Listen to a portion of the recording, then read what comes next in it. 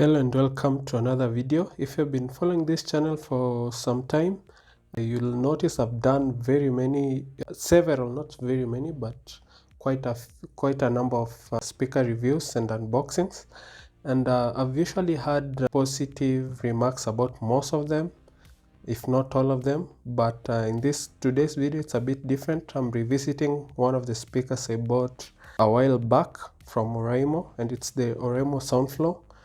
And the reason, as you can guess from the title, I'm revisiting this speaker is because it's not something I will recommend, since I've been using it for quite a while, and I'll give reasons why as in the course of the video. But before we look at those negatives that I've experienced with this speaker, I'll talk about the good things. For the sound quality, it's a great speaker. I can't take anything away from that. And for the build quality, it's nice, it's beautiful and all that. I won't do the sound test here because, as I've said, it's a nice speaker. If you want to hear how it sounds, you can check out the review video here. For now, I'll focus on the flaws of this speaker, but one of the strengths is the sound quality is great. And for the build quality and the beauty, it's a great speaker, especially this feature where it lights up, which is my favorite feature on this speaker. Power on. And these lights respond to music, and you can change across 5 different color modes, but it still looks great even without the lights. Those are the strengths of this speaker, and it's a 50-watt speaker, so the sound quality is good. It has 2 speakers here, and it's a bass radiator here at the bottom. When I got this speaker, I thought it would be a great speaker, and for as I've said, for the sound quality, it's a great speaker. There's nothing wrong with that, but there are a few things which might make this not worth your money. It's around $60, depending on where you are at the time of recording this video, and I'm not sure if it's still in stock in Oraimo, but it's still available on some other third-party stores. But if I'm making this video to make you aware that this is not something you should invest in, unless you just want something which may look good on your desk and all that. The first glaring issue with this, it's the battery life. This thing barely gets over 3 hours. Sometimes it does, sometimes it doesn't. But even that's not the biggest problem. You can get over it by keeping it plugged in at all times. I usually do that because I use it as my desktop speaker. So I usually leave it connected without any issues. But the problem is, if it's not connected to a charger at all times, the battery runs out quickly, but that's not the issue. What usually happens is it will just turn off without any warning. Or even if it gives you a warning, it says battery low, it will turn off after a few seconds without any warning. So and there's no way of knowing the amount of battery that you have on this. There's no indicator, there's nothing. So you just have to guess that you need to charge it. But when it warns you about the battery, it will go off instantly. That's one of the most annoying things about this speaker. I talked about the battery life is quite wanting. According to the specifications, it has a 6000 milliamp hour battery, but this doesn't reflect in the performance.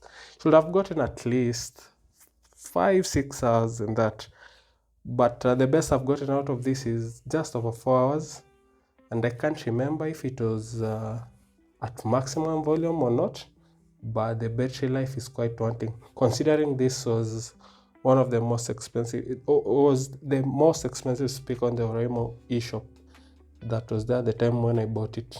I'm not sure if it's still there, but you can check it. In some countries it seems it's still there, but in Kenya it's not there. I just checked it before recording the video. With the battery issues out of there, those are the most annoying. There are other small things like it doesn't have FM radio, but that's not a big deal, no one uses that. One other issue I have with this speaker, although it's a trivial one, it's these buttons. They're not the best. They feel quite cheap considering the price of this speaker. They could do better with this, but that's not a big deal. And again, the biggest problem with this speaker is the battery and the battery life and how it behaves when you run out of power. But these are other things that since I'm making a video on why you shouldn't get this, it's worth mentioning such issues. They feel quite cheap and they're not the most comfortable to press. The biggest issue with this is the battery life, and considering the price, it's not worth it at all. But it's a good quality speaker physically, and it will look really nice in your house or your desk, wherever you choose to put it, but it's not something you can rely on when it's not connected to power directly. And I don't know if keeping it connected at all times damages it, but that's what I thought you should know, considering it's a very relatively expensive speaker. If you are familiar with Oraimo products, this was the most expensive. The next expensive speaker was this one. Just get this out of the way. The Oraimo Boom, this one. And it's a 30-watt speaker against this 50-watt speaker, but the difference is not so noticeable. But this I can highly recommend. I've also done a review video which you can check out here. Instead of getting this, if both are available, I'd recommend you get this. It's better, though the specs are not as powerful as this, but in the real world, this one sounds just as good as this one, and the battery is not that bad. It's good enough, can get 6-7 hours sometimes. Very high volumes, and it's just a different design, and it also has RGB lighting, which, let me just turn it on. Power on. So I can show you. Yeah, you can have this, and it has a few different modes. So I'd recommend you go for this. Just try out any other brand like the Zilot. I've had Zilot speakers, I've had a lot of I've seen in many reviews, they're good speakers. I'll try them out at some point when I have the money to buy them so that I can show you. But you can try out Zilot speakers. There's one which looks like this one, almost identical, but it's slightly smaller. I link it in the description and the pinned comment. But for this speaker, the Oraimo SOUNDFLOW, I wouldn't recommend getting this, not unless you just want something which looks good. But considering it's even more expensive than the Oraimo Boom, don't get this.